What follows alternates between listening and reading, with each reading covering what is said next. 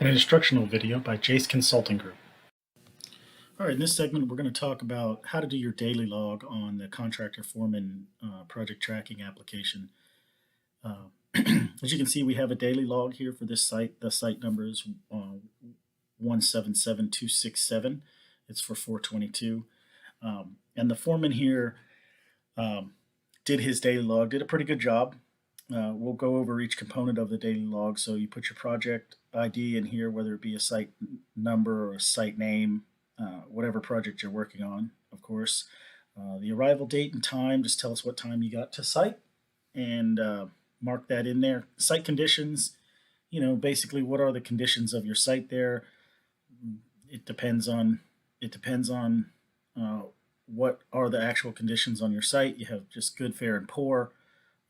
Just mark one of those, and then if there are any condition notes, you can make some notes in there if the conditions are fair, and put what makes the conditions fair, and so on.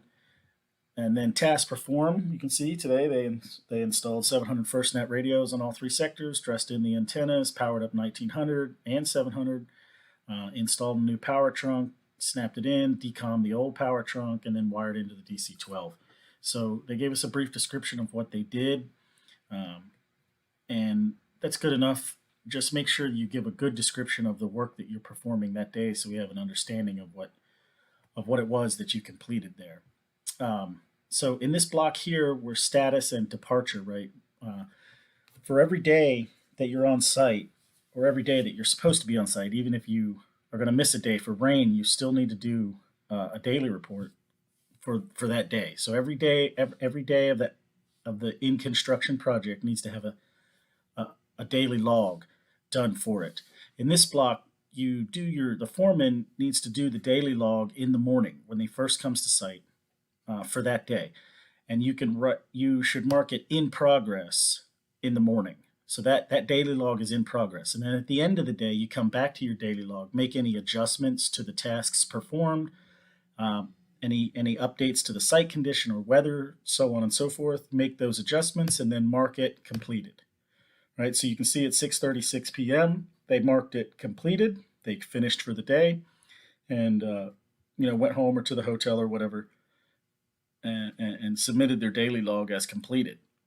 So we go back in, of course, and look for those daily logs, and look for the completed tasks. So if you in the morning, say if you said, oh well, we're going to do all of this stuff, plus he may have had in here install stiff arms and put the mount mod on alpha, but he couldn't do that. So he got rid of that task, updated his task performed, marked it as completed, and then moved on with the with the daily log. So then obviously weather, this is actual weather report of the conditions, pulled from the weather reports of the actual site. And then you can put weather notes in here. So he wrote no rain or weather delays, checked off no right here. Of course, if there was delays, he could check yes. And then if you check yes, it's going to give you a drop down. So you can say weather delay note. You can write in there high winds or rain at 2 o'clock forced us off the tower, or whatever the case may be, right? Any schedule delays, right? Okay, schedule delays could have been we didn't receive the radio brackets that we were supposed to receive, or AT&T FE showed up on site and he took 2 hours to do his work and we couldn't do elevated work while he was there, or safety inspection showed up and it took 45 minutes to do a safety inspection. You can write those type of schedule delays in this right here. So you can check yes, you can say that safety guy showed up and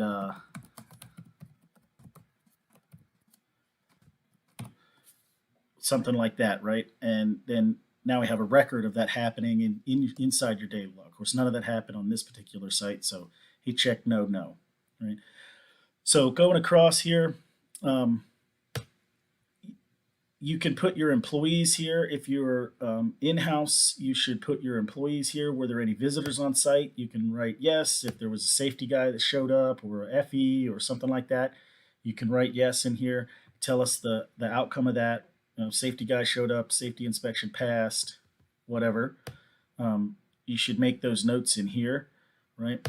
materials. If you're missing materials or if you need something, you can write your materials situation in here. Uh, if you had to use stuff out of your trailer, you should write that down in here, right? Equipment you don't really need to know about. Notes, you can add notes of any kind. You can write a note on here, just any kind of note to us, or about what is going on your site. You should use this notes column. You can add attachments here and so on. In files, so here we have the foreman here put some pictures of his work, 4 pictures. He showed where he had wired in the squid. He showed a picture of each sector where he had installed FirstNet. You can see FirstNet here in 1900. Those are the radios that he was talking about in his daily log. He showed us a picture of that and where he had wired in his DC trunk. He might have put a picture of the DC-12 in here too, but he didn't, but he could have. And then these two right here, this needs to happen every day that you're on site. These are his health check emails. Here's the pre-check where he requested it in the morning, and here's the post-check where he requested a final post-check at the end of the day, right? You can go back and watch the videos, instructions about how to request a pre and how to request a post-health check for every day you're on site. Those need to be dragged and dropped into your daily log for every day. In the morning, pre-check, once you have it. In the afternoon, post-check, once you have it. Those dragged into files, you just hit add attachment, drag them straight over from your email into your daily log, and it will attach to your daily log. Every day this needs to happen.